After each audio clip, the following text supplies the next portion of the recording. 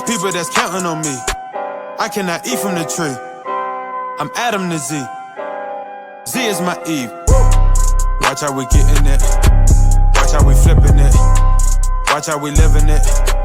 Watch how we winning it. Watch. Yeah. Watch. Yeah. Watch. Yeah. Watch. What's up, everybody? Welcome to another episode of the Forever Love Podcast. Hey! My name is Artis. And I'm Zadoria. And we are the Andersons. Now, we're not going to do that every time. No, Marlon. Do what? That handshake. Why can't we do that? So we got different variations. Oh, yes. Yeah. So we can't do all the variations because we're on the mic. I can't kiss you. I can kiss the mic. I just think it's going to be too much to think about every time. Every time. To think about. There's nothing to think about. For me, it is. It's a routine. Okay. Yeah. We'll see how long it lasts. Okay. I'll just put my hand up like this. Listen, we appreciate y'all for tuning in. Listen, we are back with another episode. Listen, today's topic is called Should I Stay? Should I go? I don't know. And listen, should I stay? I was telling my wife, I really believe this topic is going to become a series. We might do 2 or 3 episodes or parts, right? And but we'll see how it goes. But first, we always got to start with our check-ins. But wait. We got to let the audience let us know how y'all enjoying this so far. Like, yes, it's episode 3. Yes, episode 3. Yeah, let us know how. Number. Yeah. So let us know about that because I think that's the biggest thing. Do y'all think we should have more series afterwards after we talk about it? Let me know. Let us know. Yeah, because also let us know how y'all enjoying the podcast. I know we only 3 episodes in, but let us know how y'all enjoying the podcast. Definitely let us know how we can improve. We're always looking to improve. Yes. And on top of that, like my wife said, if you feel like this should become a little mini series, let us know. Yes. Because there's so much to talk about this subject. Yeah. But first, we always got to start with our check-in. Yes. But I think I'm going to add a little wrinkle to this. Oh, Lord. Audience, real quick. Audience, let us know how you doing in the chat. Yes. Okay, maybe we could pray for you, keep you in our prayers. Let us know how you doing in the chat. Yes. Okay, because we want to know how y'all doing as well. Because we're a family, we're a family that want to make sure y'all are okay. But we'll do our check in. Zadoria, how are you doing? Artis, how you doing this week? I am doing really well this week. I feel well rested. Maybe because I haven't been working for the past 4 days, 5 days. You haven't? No, I mean, no. Friday. Okay, so last week I had a rest day, so I only worked 2 days. Oh, yeah. And of course, the weekend came. I went to work on Monday, and then Tuesday I was off. Went to work on Wednesday, then Thursday was off. So I had a really restful week. I've been taking my vitamins, so I can feel a little difference. So yeah, I've been doing good. I'm good. I never take vitamins. I know that because I live with you. You don't know. I mean, you leave. Don't have any pills. I leave after you. I know. I come home before you. Yeah. And so, You think fruits are your vitamins and your... I ate so much fruit. What you put inside the smoothie? Oh, man. Strawberries, blueberries, cherries, peaches. I'm talking about the substance. Oh, just amino acids. Don't tell the people the art is special. Well, they not know. They don't know the flavors. Oh, y'all. Peaches, watermelon, strawberries. I mean, all types of smoothies. Yo, his smoothies, he may not be able to cook. I can cook. He can cook, but he just may not taste cook good. for us. Disclaimer. I know how to. No. Yes. I know how to cook. You do know how to cook. I just don't think it's going to taste good. Yeah, but that's what I'm saying. You need to just, once a year. Yeah. Would be nice. I got you on video, though, cutting up the potatoes to help me out. Yeah, I was helping during Thanksgiving. Show the people. Yeah. But you got to chop it up. Yeah. Make it look like I did a whole lot. Yeah, a whole lot? Yeah. I think I was only in the kitchen, 3 or 4 minutes? Probably less than that. So. It's all right. It's all good. It's all good.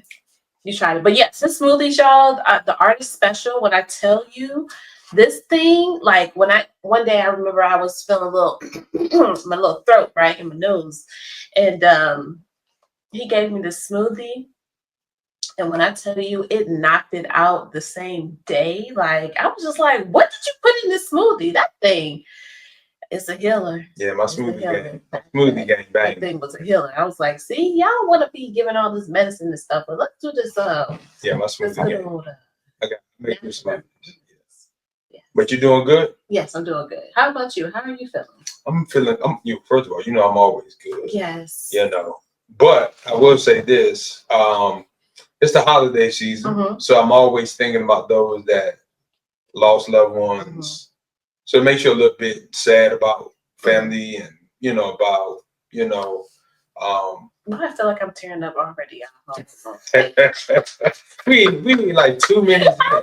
Always, I get a little emotional. I got a little chapstick on the mic. Because I lost my father years ago, and the holidays are never really the same when you lose like your mom or your dad, or brother or sister. People, and this time of year, I think it's a fight for people not to go into a hole. Yeah. Right. And it's hard for people to like overcome those emotions and feelings, but also think it's an opportunity to be more grateful and to appreciate everyone that is still here. Right. So I'm always good, feeling good. It's just this time of year, you always kind of have sympathy and empathy for those who are struggling through the holidays. Yeah. But I'm feeling good, man. I'm excited. Podcast going well. Life is good. Life is great. Work is well. Business is good. So I ain't got no complaints. Good. Good for you. All right. Yeah. That's our check-in. All right. So listen, we always wanted. My wife has the question of the day this episode. So we try to rotate these so that whoever's asking the question, right, the other person has to answer it. And I guess I'm gonna be answering it today. So we'll see what foolishness you ask me today. Foolishness? Yeah. Why gotta be foolishness? Because people ask stupid questions. It's not stupid questions. You're right. There's no such thing as a stupid question. Thing as a stupid question. Until it's stupid. What? Yes. Marlon, What? It's stupid to who? No. To the person that knows that. There's no such thing as a stupid question. Here we go. Until it's stupid. Guys, don't feel bad about asking your questions. Please ignore my husband. All right, real quick.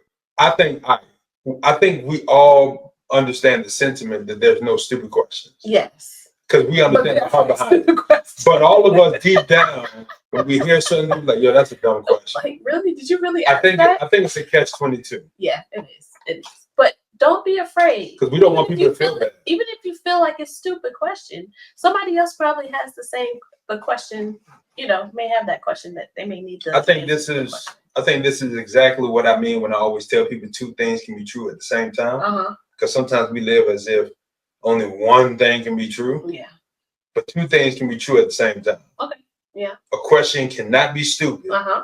And at the same time, it can be stupid. Yeah. Yeah. Is that like an oxymoron? Is that what an oxymoron is? No, oxymoron is like when I'm trying to think of an example. It's like an oxymoron is when you say something that's contrary to the actual situation. Like if I say, let me look at an example. Because I can't just let it just go. Yes, so, of course. Example of oxymoron. ChatGPT. So if somebody said, "Yo, that's deafening silence," yes, that's an oxymoron. Okay. If somebody says something like, "The living dead," got it. That's an oxymoron. You ain't got no good one, like some less. Like somebody said, that's awfully good. Okay. It's like it's awful is good. That's good. Yeah. Okay. All right. Yeah. Okay. Oh, I have the question of the day. You have it. You have the question of the day. Okay, so question of the day. You ready? Yep. Y'all ready? All right. The question of the day. How do I overcome the fear of rejection in dating?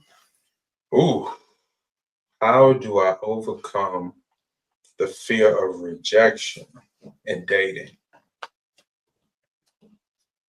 So if someone's single has to be asking this. Yeah. But it's 2024. You never know. So if you're married and asking this question, don't go on a date. Go home to your spouse. It's 2024. We just got to say it today. Yeah. It's just the times we live in. How can I avoid rejection? Is that the question? How can I avoid rejection? Avoid? How do I overcome the fear? How do I overcome the fear of rejection? I don't think it's a matter of overcoming it. I think it's a matter of accepting it. Because in accepting it, you will eventually overcome the fear of it. So I don't think the focus should be overcoming it. I think the focus should be accepting that this is a natural part of life in every area of our lives, right? I think we've all been rejected in some way, shape, or form in some capacity in our life. So in the dating world, to be afraid of being rejected is actually going to cause you to not really put yourself out there in the first place. FYI, I don't believe in dating, but people are going to do it anyway. So for the sake of it, understanding that and accepting that rejection comes with life, because if we got everything we wanted in life, we're probably dead by now, right? Yeah. So rejection is a blessing in a lot of different ways. So accepting the fact that you will be rejected in some way, shape, or form, accepting the fact that sometimes that rejection is for your benefit, if not all the time, and also thirdly, realizing that you don't know what you're doing half the time, so getting rejected is helping you. Yeah, that's good. Yeah, that's good. I think too, we have, and how you look at rejection too, because I know there's a saying, I forgot what it was, but I think about the when you look, if you look at rejection as an opportunity for someone else, that helps the mindset. So, like whoever, let's just say you rejected a guy, and then he gets married. Yeah, that helped the woman he married. Yes. Yeah. Gotcha. Yeah. So because it can put fuel under you to say, okay, what do I need to do better? How can I better myself? If this person doesn't like me or doesn't want to be a part of my life, then there's other fish in the sea. Like, always taking in the positive aspect of it. Like, oh, I didn't want to be around your family anyway, or just I don't know, just random things that you could probably think of that can help you get out of the thought of rejection. It's not always bad, because you get rejected from job opportunities, you get rejected from things in life. So it's not like it doesn't happen. Also rejection is a gift. Protection. Did you say that? No, that's the quote you were saying about rejection and protection. Yeah. Yes. That's what you were talking about earlier? No, okay. I just made that up. Holy Spirit, activate. Holy Spirit, activate. So rejection is a blessing in a lot of ways, because what it can actually do is show you where you need to improve. Yeah. And where you need to grow and where you need to mature. Yeah. Because sometimes we have this thing about us as humans where we also go into this false reality to where it's like we can go extreme. We'll say, okay, well, the rejection was for my benefit. They fumbled the ball. They dropped. They missed out on something great. Sometimes you're not great. Yeah. Right? Yeah. Sometimes you're rejected because you are bad. Sometimes you are rejected because you're not attractive. Sometimes you are rejected because you're not a catch. Sometimes you're rejected because you're not as good as you think you are. Yeah. And that reality and truth has to also be stated. Yeah. So rejection is also an opportunity to, like, if I get rejected from a college, or if I get rejected from a job, okay, and they say, well, you were rejected because of that. It's okay, now I have an opportunity to work on whatever the shortcoming is or whatever the flaw is, improve it, and then become the better version of myself. Yeah. But I think that's where it hurts the most, is because now you're exposed, and a lot of people, when they get rejected, they don't want to change. For either they don't want to change, or they start doubting themselves in general. So sometimes there's extremes where people just say, well, I got rejected and you don't know who you're not, you don't understand who I am, or you don't look at me as this, I'm better than what you say I am. Sometimes, yeah. You have people that have self-doubt where they're like, when I think of rejection, I think about the ones that have self-doubt about themselves already. Because if you're getting rejected over and over again, you're like, dang, like, what's wrong with me? Nobody loves me. Like, nobody can says that I'm good enough. And it's like, it gets to the point where you don't want to do anything at all. Like, you don't want to perfect it. And that's where the lie is becoming too big. Yeah. Where a person gets to the point where they don't want to do anything, they don't want to work on anything, improve it. That's when the lie is taking over your life. Because part of the lie is, if you feel rejected, then, or over and over and over again, then you're not good enough, you're not this, you're not that. Well, part of it may be true, but the lie that's bigger than all of it is the fact that, well, let me say it a better way. The lie that overshadows it all is that you're not worth, or that you're not worth improving, or worth a shot at again, or worth an opportunity again. And so we have to be careful. Let me say this. We have to remember that we have full control over our lives. We have full control on whether or not we go really, really deep into the deep end, into the sewage, right? Into a rabbit hole. Right? And we also and so I understand that as humans, we do that sometimes. But we also have to be accountable and responsible to the fact that, hey, I need to know when enough is enough. A person, you got to know when you felt bad long enough.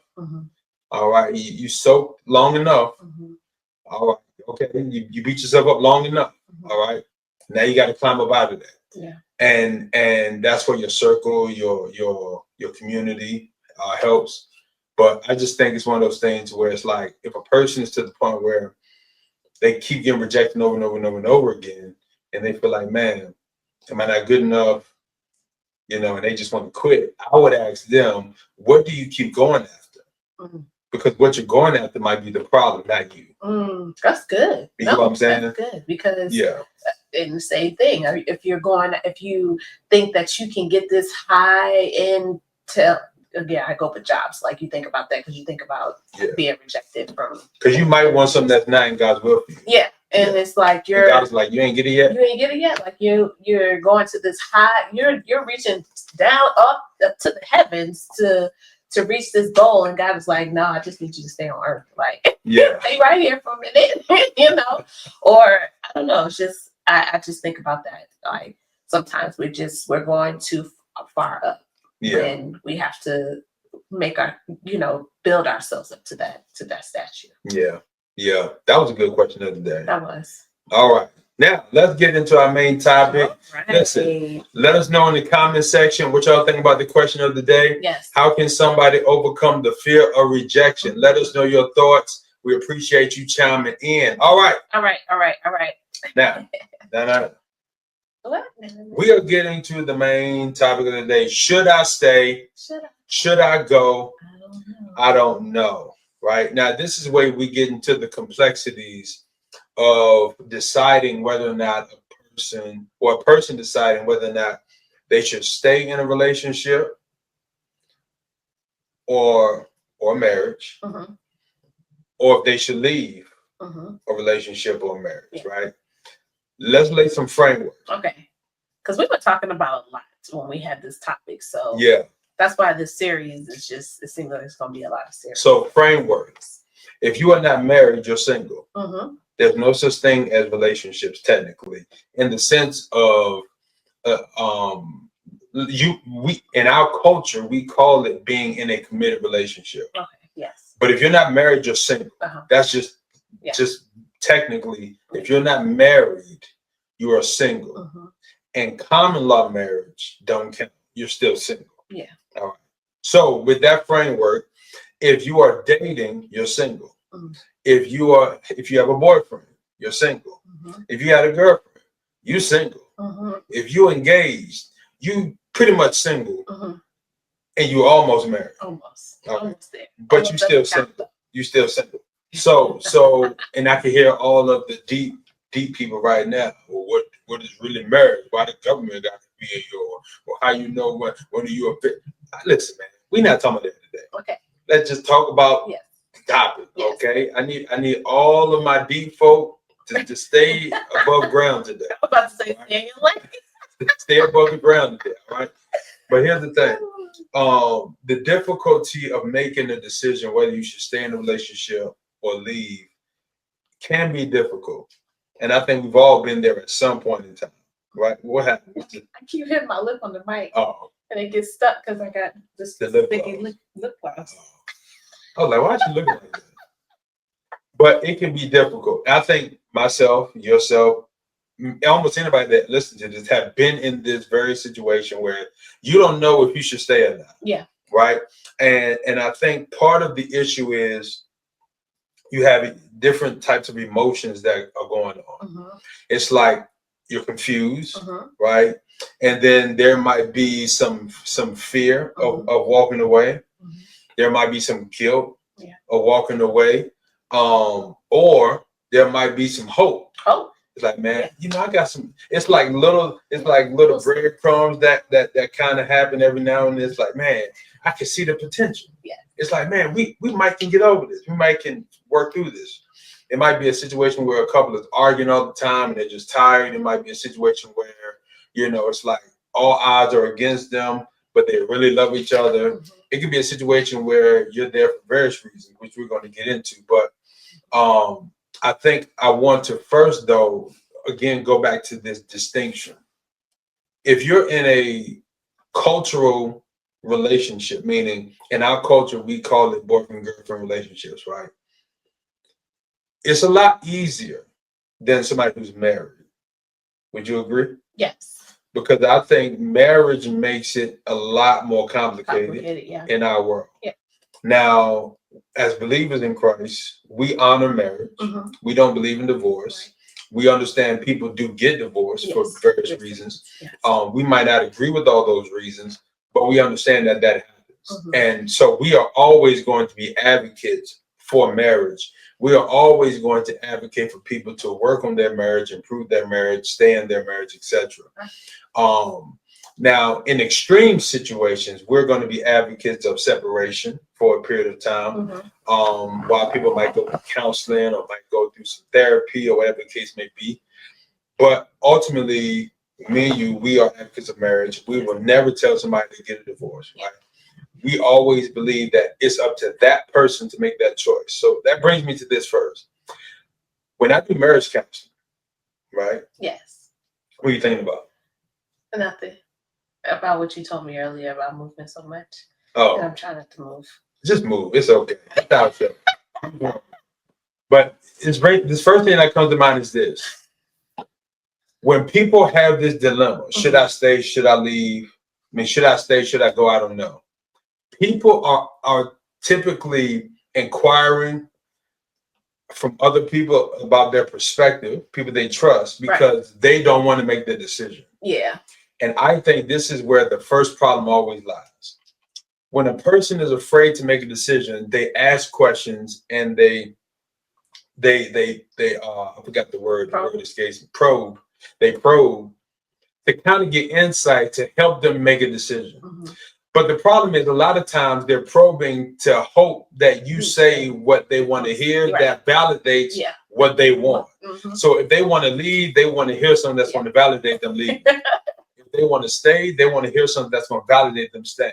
And I'm here to say to everybody listening, You and only you can make this choice. Yes, that's true. That's just the first thing we got to get out the way. Yeah. Only you can make the decision whether or not you're going to stay or go. Yeah. Because at the end of the day, if you leave, you got to deal with whatever the consequences are, whatever the responsibilities are. If you regret it, you got to live with that. You don't need to be blaming your mama, your daddy, your uncle, your cousin, your nephew, your sister, your dog, your cat, your squirrel about, man, I left because you said no. You got to make your own decision. This man said squirrel. You got to make your own decision. But we're here to help you make a better decision. Yes. Any thoughts on that? No, because she was rambling. I'm sorry. Not rambling, but that was a lot. No, I don't have any thoughts on it. Okay. All right. She said I'm rambling, y'all. Not rambling. Oh my gosh. I just wasn't listening to the entire thing. But so what were you thinking about doing this time? I was thinking about this. What is his name again? Caesar. Alex. Oh. Caesar.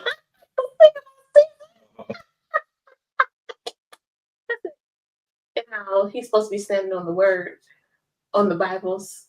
So this whole time that I'm talking. You know, sometimes I be spacing out, Marlon. So I just, you're right. You're right. No, I'm not shocked they're learning this. Though. Okay, yeah. I think that's why I'm asking these questions because I already know what's going on. Did you? I'm did just you, going. Did it look like I was spacing out? I know you spacing out. You could tell. Yes, that's fair. But we record a podcast, so we got to eye on the prize. Man. You'll be back in a minute. I know you'll be back in a minute. All right. So here's the thing, right? Can you think of a time where you've been in this situation that might be relevant, that might help somebody? Like where you like, I should leave this relationship, but you were kind of like, you know what? I remember the story though. Okay. I'll tell you my story. I think you know the story. I remember when I was dating this guy, and basically he was just mooching off of me for real.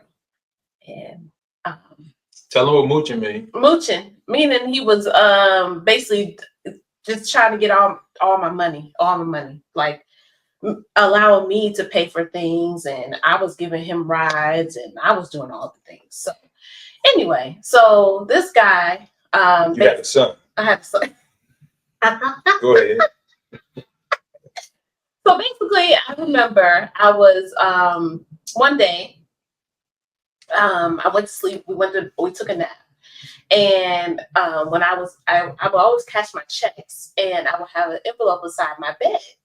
And I remember one day, while we were asleep, I kept seeing, looked like my money was missing. I was like, is this money missing in my envelope? Like, this is crazy. So this dude, I was like, okay, I'm going to catch him. I don't know. I know this was like Holy Spirit type of thing anyway. So as I went to sleep, I kept like $40 in the actual envelope, just to act like, I just left it on the side of my post just to see. I fall asleep acting like I was asleep. I feel this guy reach over me like he was asleep. Wait. Hold on, wait.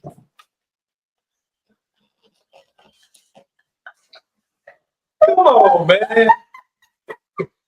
You ain't that. Come on, man. So I was acting like I was asleep. So I started, you know how you breathe heavy when you sleep, so people think that you sleep. So I was like,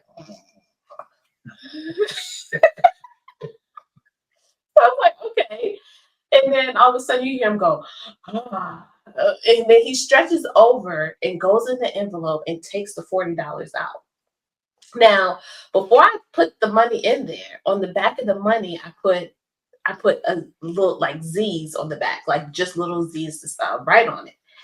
And so I was like, okay, this nigga just took my money. I was like, yo, this is crazy. This is nuts.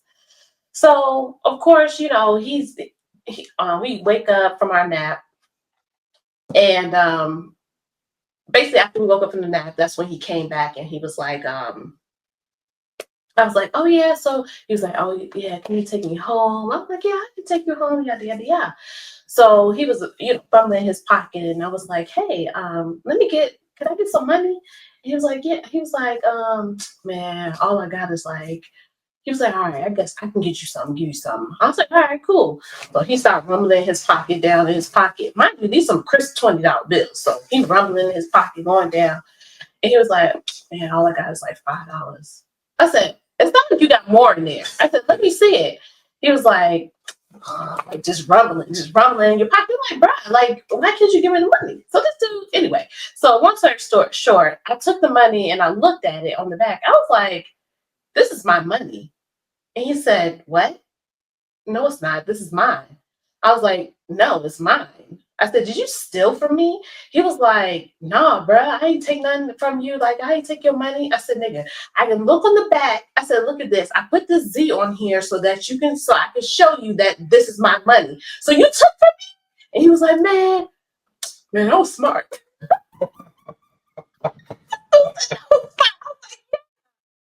Yeah, so you've been stealing from me. I said, I would do this for you. I would do anything from you. If you wanted some money or anything, like I would do this for you. Like why do you have to take it from me? Like I would give it to you if you wanted it. He was like, man, I don't know. I just hard times and I felt embarrassed about it. And so anyway, I was like, you know what? Find your own ride home. He was like, for real? I was like, all right, I'll take you home. So I was like, just in the midst of that. Anyway, so I ended up taking him home, and I was mad at him. So I was going to leave him. I didn't leave him. Why not? Because it was one of those like the sex was good for one. Two, he was one of the guys. He was very charming, like just very like he just loved the way that. He just loved me. Like you could tell he was just very, the way that he used his words and the way that he treated me, it was just so just nice.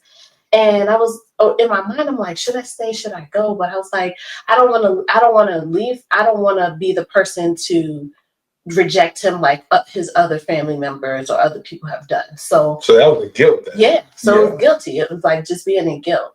But I remember going to church one day. And I asked God, should I leave this guy? And that day, I was driving down, and I was like, I hear this big voice. This is the first time I've ever heard God like loud like that. He was like, leave him. But this happened. I'm sorry, it happened before he stole from me. So he told me to leave him before, but I still didn't want to do it. And then from there on, I was just like, I gotta leave him. But then I still was holding on to that guilt. But eventually, I left him. Yeah. What was the deciding factor? Just it just didn't serve me well. Like he went to jail, and I was being there for him and all those things, and end up finding out that he's still talking to his baby mama, and it was just a whole lot. Like it was the deciding factor at that moment. I was just like, I had to let it go. Like I just couldn't do this anymore. I couldn't be that girl. Yeah. So. And I think a lot of times that's where a lot of people are stuck. Mm-hmm. It's like guilt, hope, fear, right? These are some of the most common reasons why people stay, right? I mean, I've had a number of relationships where I just, yeah, and I think for me, from my experience with previous relationships, I remember one relationship in particular, she drank a lot.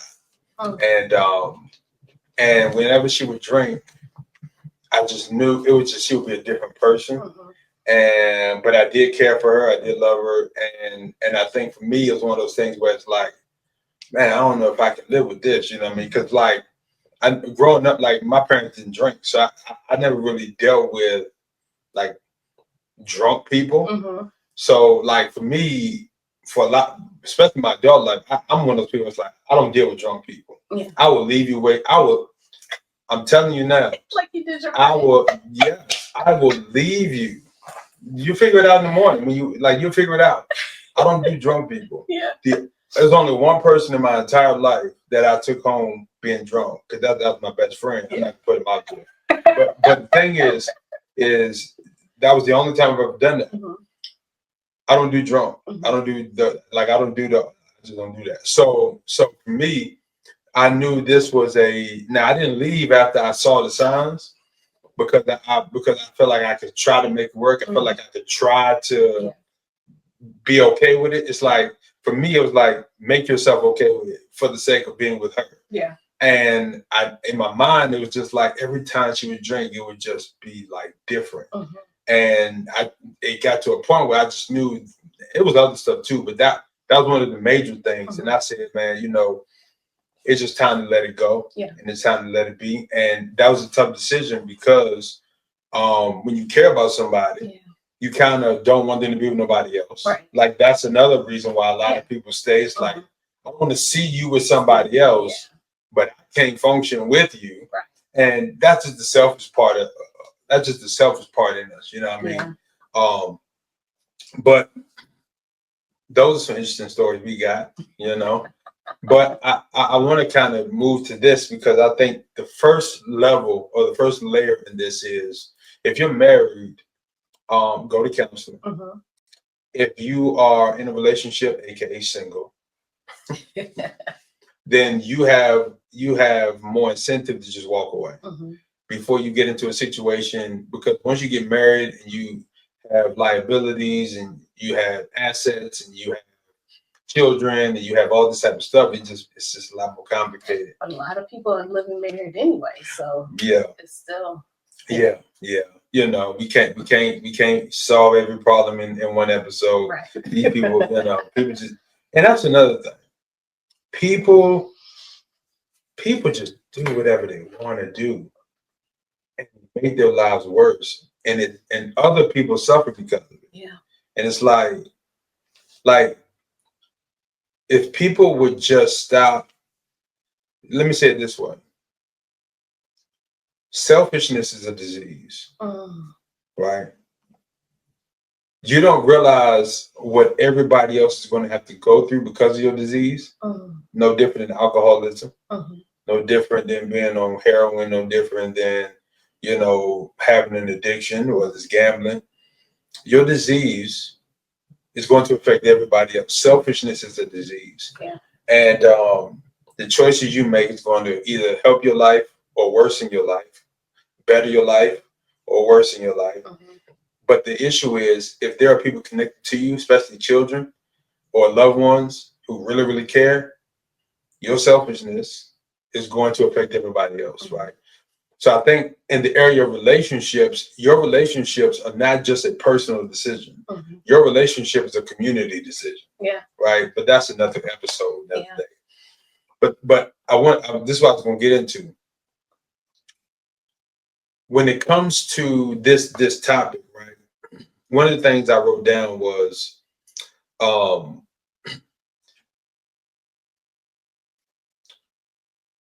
one of the things we have to ask ourselves in a relationship.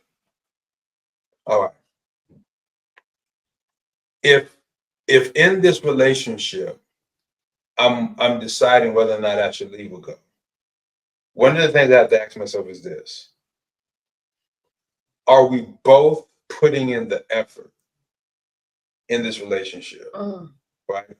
Because a lot of times, a lot of people I've counseled over the years, it's been one-sided relationships. Yeah. Right?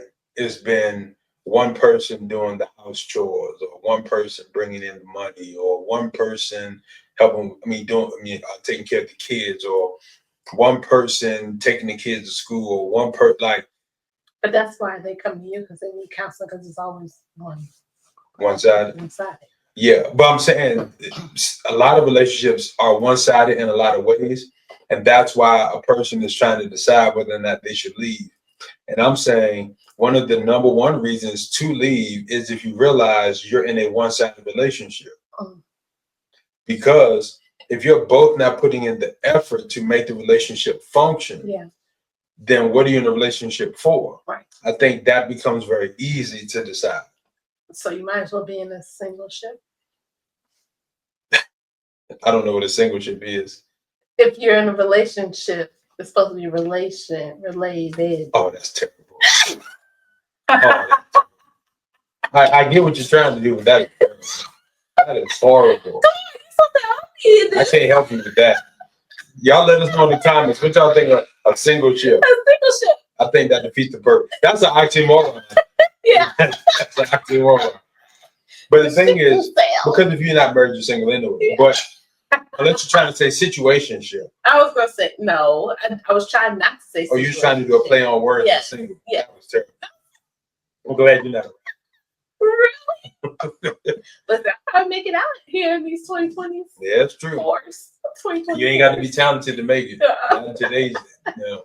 Just make people laugh. But I think you know, number one, are you both putting in the work actively to make the relationship work? Are you the only one trying to have a conversation? Are you the only one trying to resolve problems? Are you the only one being proactive? Are you the only one, you know, engaged with the children's, you know, day-to-day life? Then another thing you should ask yourself is, do y'all have shared common goals? Like, do you both want to buy a house? Do you both want to save a certain amount of money? Do you both envision living in the same place? Do you both envision buying multiple properties? Do you both envision, hey, if something happened to to the parents, you're gonna bring them into, like, what are your shared common goals, common values? Like, do you both believe drinking is wrong? Do you both believe I'm just throwing stuff out there, just but do you both believe, our kids should be raised in a private school? Like, if the determining factor of you deciding to stay or leave is centered around any of these things, then you should ask yourself, if we don't have a lot of things in common, and I'm talking to non-married people, because things are different for married people. Right. But everything I'm saying right now is for non-married people. If you're in a relationship and you're not married, you have an easier opportunity to simply walk away and co-parent if you have children. Right. Because at the end of the day, you're not legally binding by state, right, or government. And so those are just a few things, right, that we can kind of highlight in terms of, did you want to chime in on anything? Dang, no. Not yet? Not yet. Okay. Another thing you actually they can ask is there really truly trust and respect in that relationship? Yeah. Right? Because if there's no trust, if there's no love, if there's no respect, then what are you there for? Yeah. Why are you staying in the first place? Right. Yeah. Yeah. Look like you're about to say something. No, I wasn't. Okay.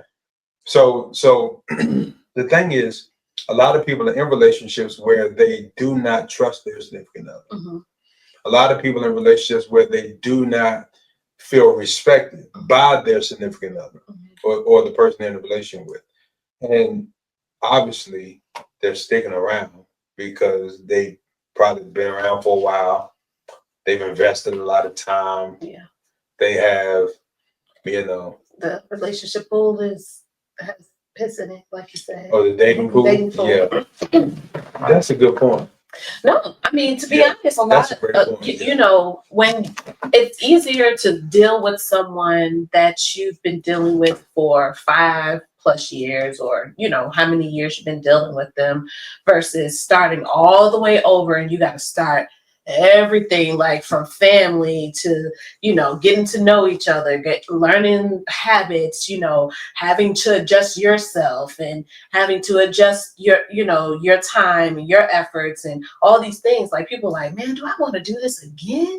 Like, so I'd rather I know what I'm getting with this one, versus I don't know what's going to happen on this side of the fence. Like, should I stay? Should I go? Because if I go, it could be worse. It could be worse. Yeah.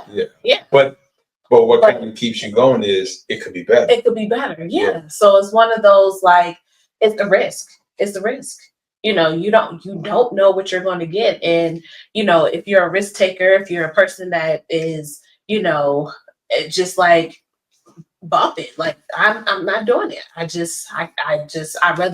rather be sad and lonely, quote unquote, over here than actually deal with this BS any longer. So, you have to get to the point where enough is enough. And I think that's the part that a lot of us don't. I mean, that people have to get to that point. Like you have to get to the point where enough is enough. Like I can't take it anymore. And I think part of it is figuring out if you can think back how you entered into that relationship. Yeah. How did that relationship begin? Mm-hmm. Did it begin great? Yeah. Was there love and respect and trust? And then after that, over some time, was there some type of cheating, broken trust, betrayal? Yeah. Was there, or did the person just stop trying? Did y'all fall out of love, as they quote unquote say, which is not a real thing, but that's another conversation. Like there's so many different variables. So let's try to hone this in for a second. Yeah.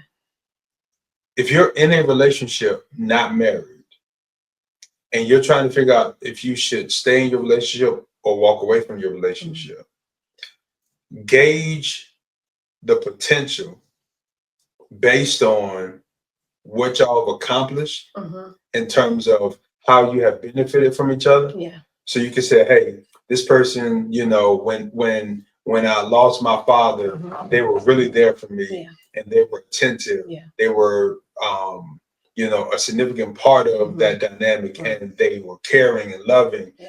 And now you got to balance. Okay, they were there when your father died, and they were there when you might have been sick or whatever the case may be, and and you might have went through a rough patch in life, and they held you down, right? But then you might say, but yeah, they did all that good stuff. But then they had this thing about them where, they got bad attitude. It's like, well, now you're trying to weigh the good and the bad. Yeah. And so for people in those types of situations, what I would say if you're not married is I would encourage premarital counseling, right? Or some type of relationship coaching, because you have to present your situation in front of somebody who can help you make a better decision. Yeah. Because here's what I humbly believe. If you are left to make decisions by yourself, that's where the average person just typically goes wrong.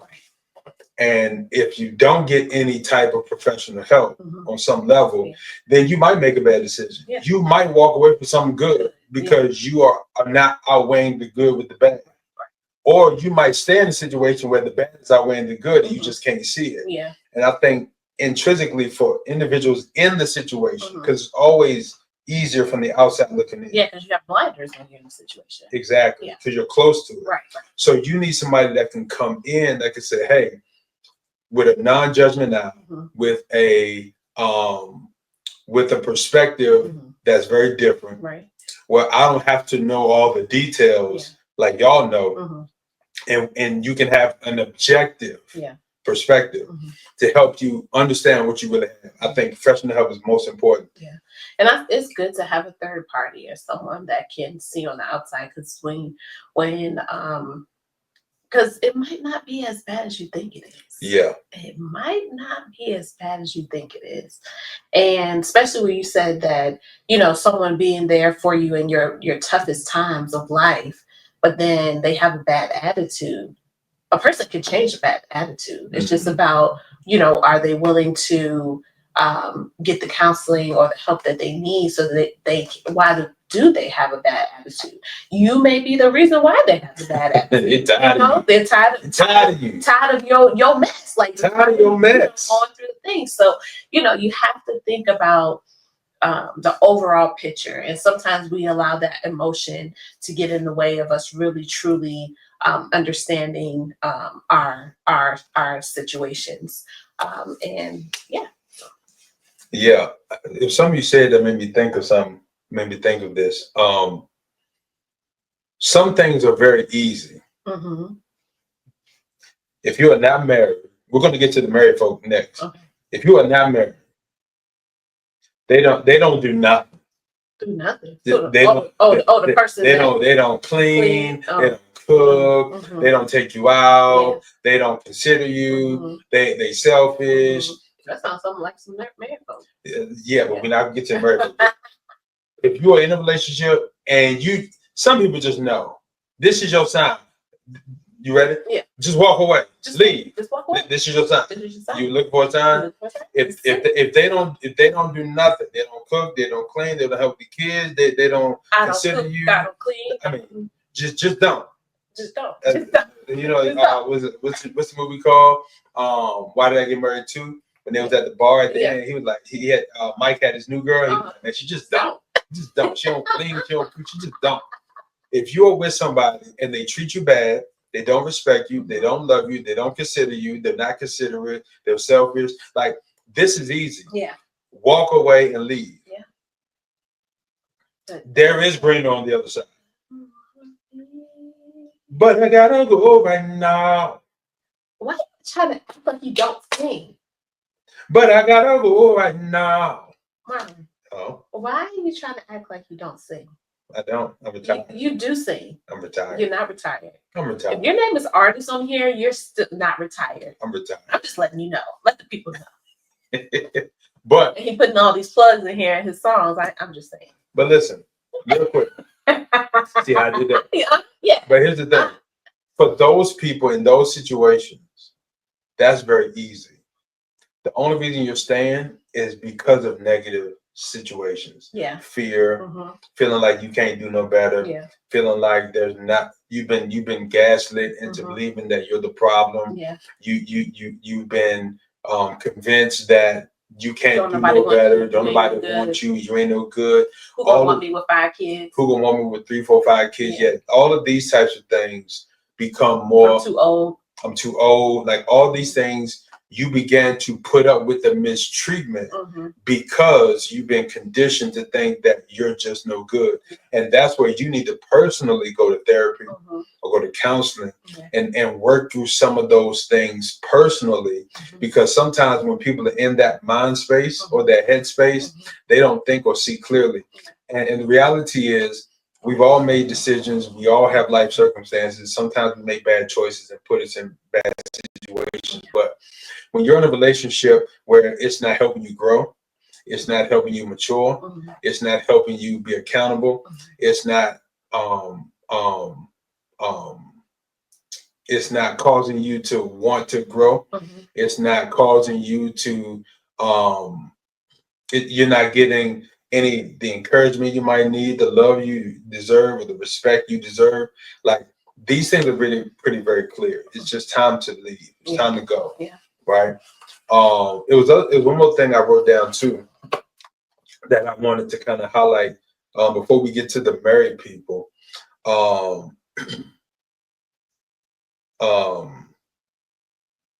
If you are in toxic situations, right? Persistent toxic situations, manipulation, gaslighting, control, like all of these types of things are clear indicators you should leave. Yeah. Right. Now we understand that the difficulty in some of this is when a person usurps control over you and make you think like you're the problem, make you think like you're the issue, like we just stated.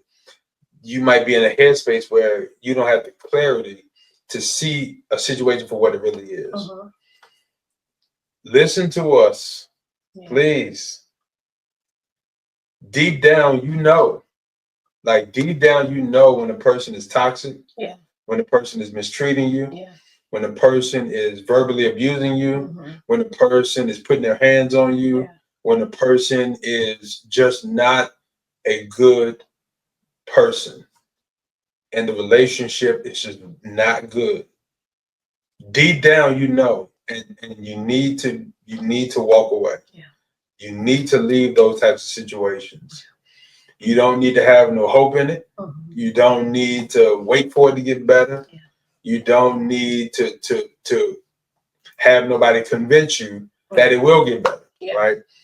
Just walk away because nobody can change anybody.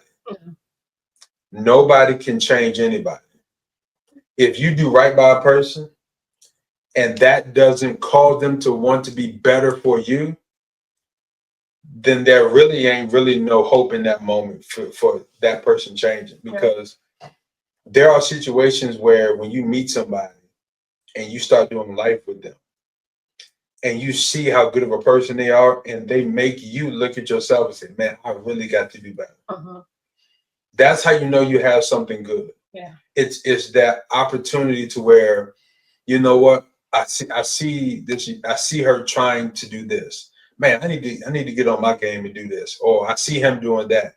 Man, I trust that. I need to, improve myself. Like, that's good stuff, right? That's a good working relationship that could develop into a great marriage, right? But when you are with somebody and they just doing whatever they want, they're cheating, they're talking to you crazy, mistreating you, all types of stuff, like that is very simple. You walk away, right?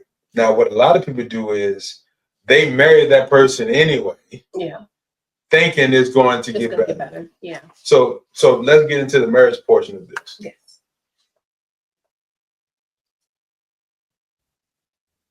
And this is tough because there are a lot of people probably wondering if they should walk away from their marriage. Again, disclaimer, we will never tell you to walk away from your marriage. Yeah. All right. But what we will do is give you the truth, the honest truth. First, if there is infidelity in the marriage, there are plenty of couples that overcome infidelity every day. Yeah. All the time. I know a lot of people personally. I've counseled a lot of people personally that have overcome infidelity. It's very possible for your marriage to still work. Yeah. But if you believe that you can't get over it, and if you believe that, or you're in a situation where it's like it's happened to you and you're still trying to forgive and get over, and you just can't. Sometimes people just can't. Yeah. And walking away from a marriage after infidelity is just what happens sometimes. So nobody will fault you for that. Yeah. Now, outside of infidelity, if you're in a marriage where mistreatment is happening, you might be getting verbally abused, or you might be getting manipulated, or that spouse is not putting in the effort that you put in. And you have to beg them to do the dishes, or beg them to take out the trash, or beg them to cook, or beg them to clean, or fight just to be heard, where, you can't get a word in, they're always cutting you off, or like these types of things, I don't know if these are grounds to walk away. What do you think? I don't think so. Yeah. Yeah.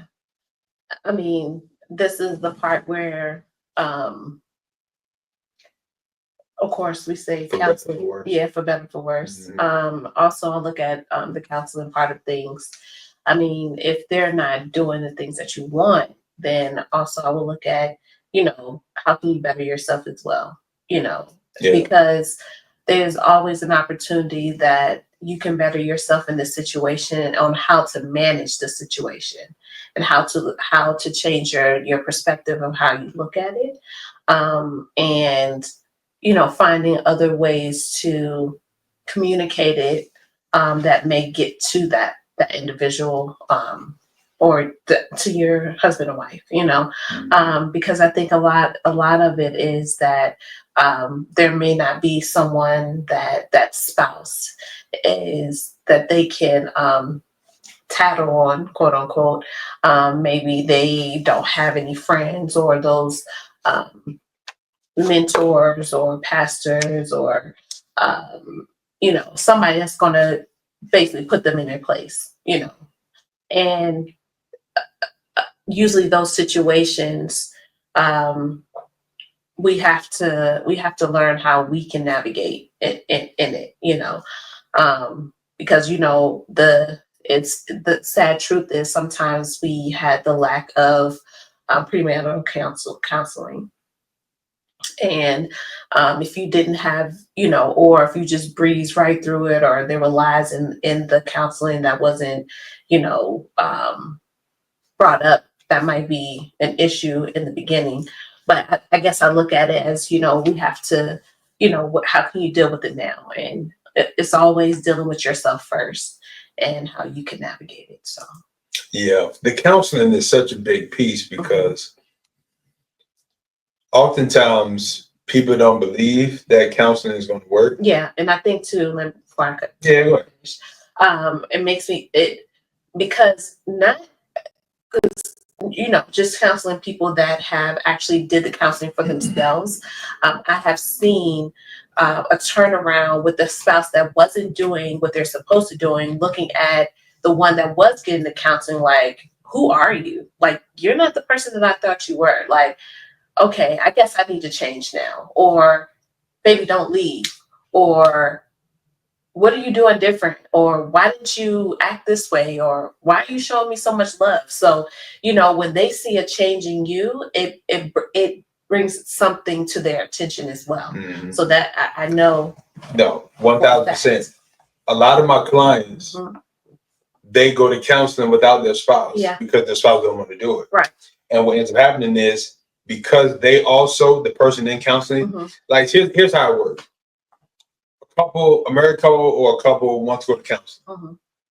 Sorry, one of the person want to go to counseling. The other person doesn't. Right. So because the other person doesn't, they don't. But the one who does, they decide to do it anyway. And so what we do is we work on the individual who's in the counseling. We just focus on them. Right. Yeah, the other person got problems too. Right. But they're not here. So let's work on you. Let's work on you. Right. And when we start to work on that individual, when they start to change, listen, for some reason, it causes the other person, like my wife said, it causes the other person to say, yo, you're different. Yeah. It causes the other person to say, yo, you're improving, you're changing, you're growing. Right. And now they start to look at themselves and say, man, I need to get it together. Yeah. And that's what's supposed to happen. Yeah. And then oftentimes their spouse ends up coming to counseling. Yeah. Yeah. Or the significant other ends up coming to counseling. Yeah. And so don't underestimate the value of starting counseling by yourself. And it's starting somewhere. Yeah. Somewhere. And I think, I guess, because again, you're in a situation, when you find yourself in a situation and you're like, of course, you're blinded by how you react to your spouse. Sometimes that can be a trigger for the spouse to do what they're doing. The reason why they're acting this way because of the way that you're adding fuel to the fire. So when you're getting an expert or someone that can look outside of your relationship and tell you, hey, well, you could have said it this way, or you could have done it a different way, or have you ever thought about this? And now when you put that stuff in practice, you start to see a change. You start to see something that's gonna happen. I was gonna say this earlier. I just thought about it. If a person is unwilling to change, like I want to deal with this for a second. Yeah. A lot of times when people are trying to figure out they should leave, they're in relation with somebody who just won't change. Yeah. And I know this can be frustrating for people because it's like, of course, people know that they have flaws too. But then sometimes it's like, it's very clear that the other spouse is the problem. It's like, all right, listen, I know I got my flaws, but it is very clear that you're the problem. Yeah. There are situations out there like that. If a person is non-married people, if a person is unwilling to change and it's evident that they're unwilling to change, you might just walk away.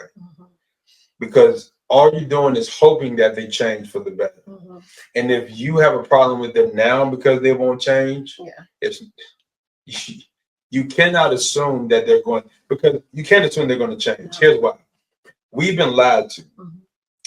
Getting older does not mean you get more mature. No. Getting older does not automatically mean you're going to grow. No. All you did was just get bigger. Yeah.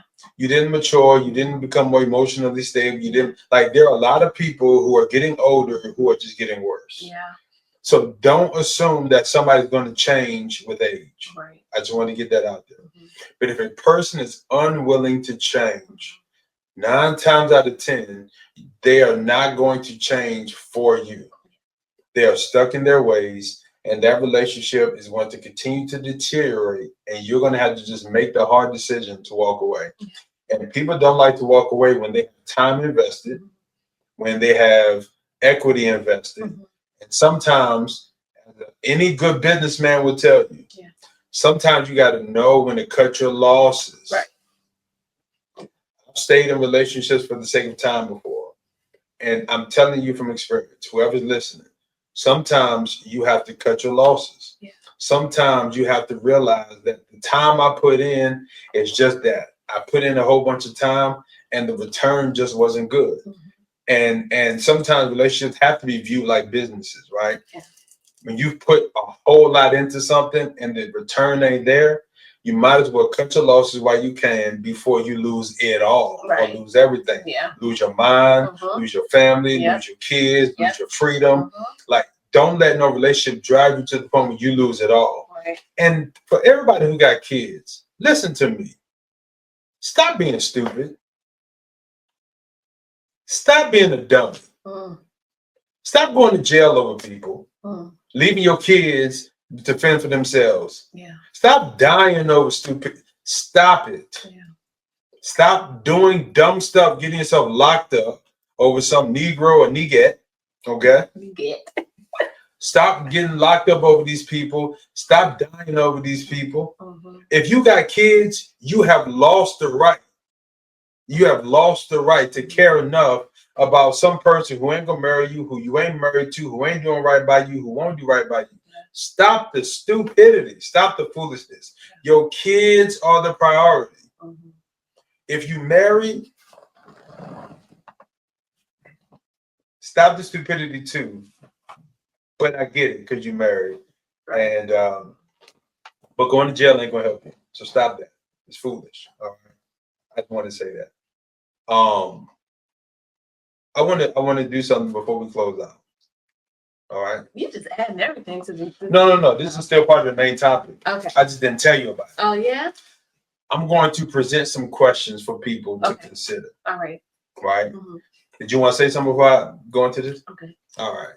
I think my wife is checking out. So we're gonna get to this episode. My eye feel all dry over here today. I don't know what's going on. It's all good. I know my wife. So we about to end this episode, and we're gonna probably come back with a part 2 with a special guest. With a special guest. Okay. But I want to present some questions because I know people stay in relationships for all sorts of reasons, whether it's emotional attachments, whether it's because they got children together, so they try to stay because of the children. They're afraid of being alone, right? And they hope the person's going to change. That we talked about that. I don't believe just because you got children, you should be in a relationship. I don't believe that. But if you have children and you're in a relationship, don't stay because of the children. All right.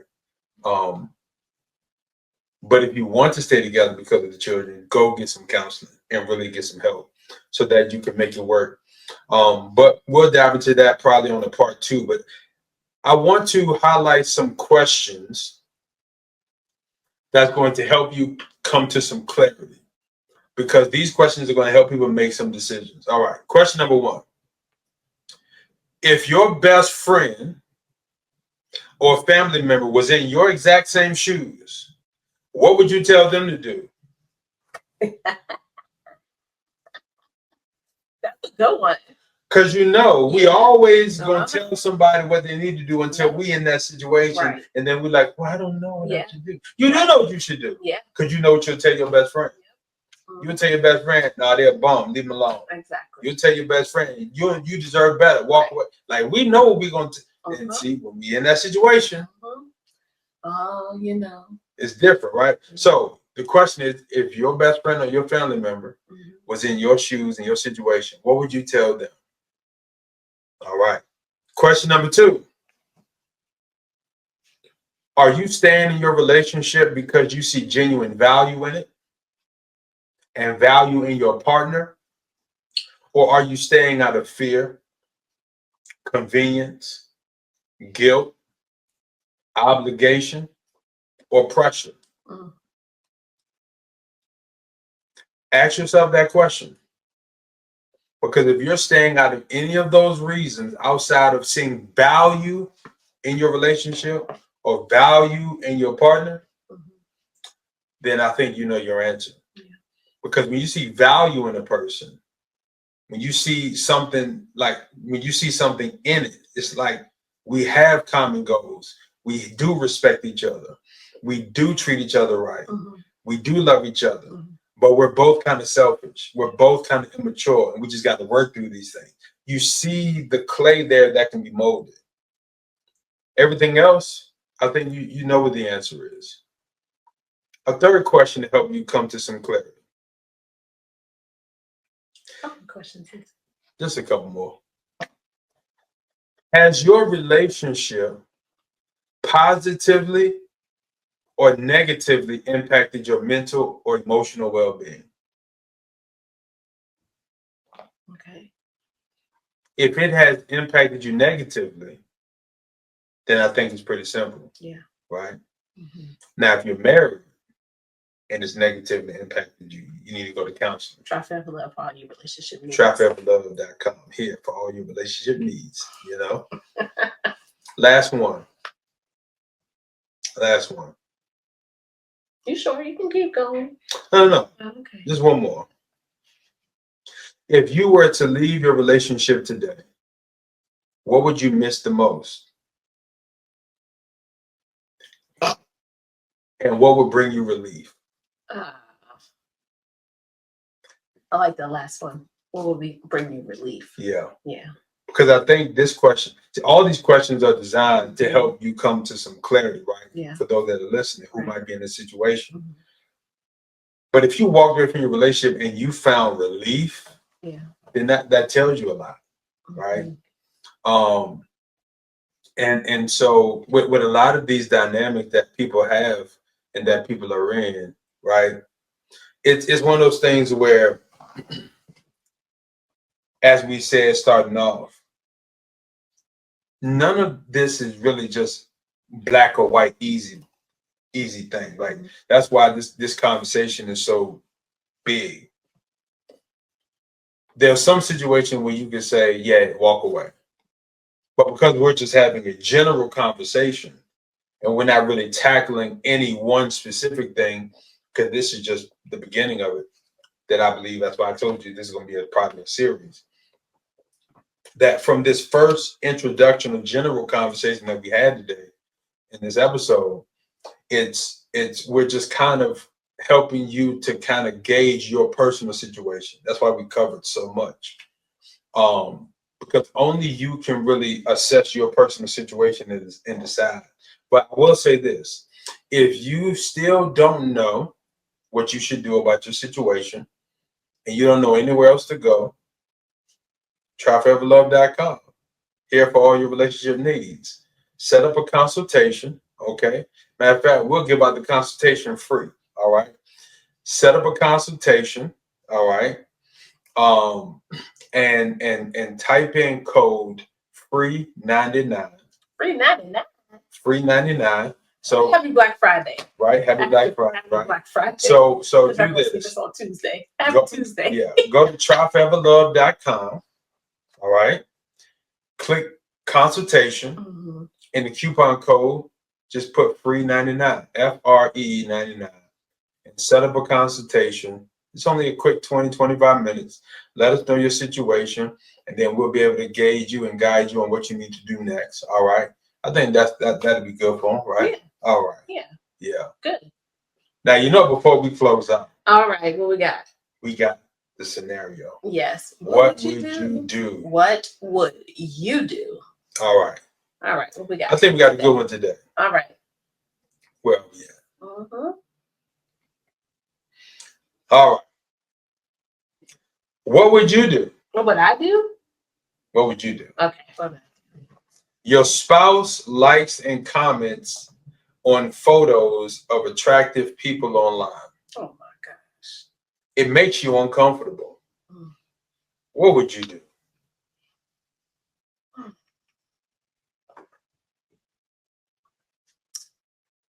Well, it makes me uncomfortable. So does that mean that I don't feel like I can go to my spouse about it? It's up to you. It's just a scenario. What would you do? What would I do if Marlon Anderson, Marcus Anderson, you all know. If my spouse was to do that, it made me uncomfortable. Well,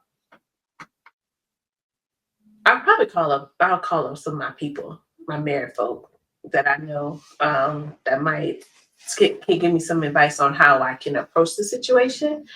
And I don't know. How would I feel? What would you do?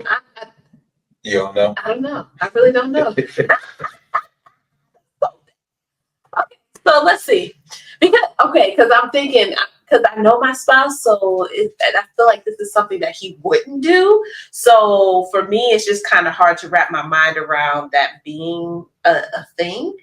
So, but if that was to happen to me as a spouse, of course, I definitely would approach it. I will approach you with it like, so why are you liking these photos of these girls? Like, what is it about these girls that you're liking? And depending on their answer, because some might, oh, I like her outfit, or oh, that's my homegirl from back in the day, or that's I'm just trying to get them to follow me on social media, or they find other excuses to do it, then it probably be a different story. But yeah, I'm not one for confrontation, so I probably would just dwell in it, to be honest. Like I'm not that girl.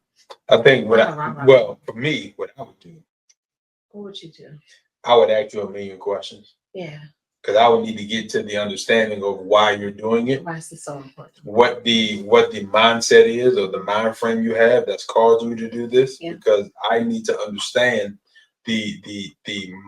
I need to know what it is that's driving you and keeping the attention of you in regards to this. Mm-hmm. Are you lacking attention from home? Mm-hmm.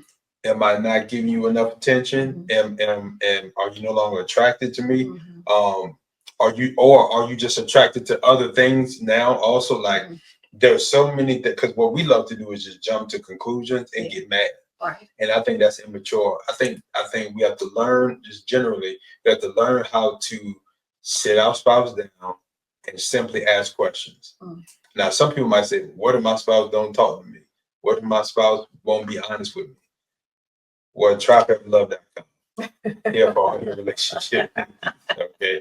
That'd be another episode. Yeah. But I would sit down, ask questions, go through all the photos, say, hey, what about this? Why did you like this? Because I just need to understand. Because the more I understand, the more I can know what to do with it. Mm-hmm. Yeah. Yeah. It sounds like you. Yeah. Asking 1,000 questions. Yep. You know me. Mm-hmm.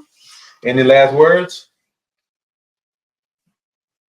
Sorry, I'm quiet today. I ain't got too much to say. But yes, no last words. All right. Well, listen, make sure y'all follow us on all social media platforms. Try Forever Love. That's TRY, the number 4, mm-hmm. Ever Love. And make sure you follow us everywhere, like us everywhere, subscribe. Also, find us on YouTube. It's called the Forever Love Network. All right. And make sure that you subscribe and click the bell to get all the notifications. And if you need marriage counseling, marriage coaching, or marriage consulting, or relationship counseling, coaching, and consultant, or if you're dating and you need dating coach and dating advice, make sure you hit us up at TRY, the number 4, everlove.com, because we will help you in your situation. We appreciate y'all. Love y'all. Thank y'all for tuning in, and we will see y'all next time. Peace. All right. Love y'all. Bye-bye. Bye. Watch how we flipping it. Watch how we living it. Watch how we winning it. Watch, yeah. Watch, yeah. Watch, yeah. Watch.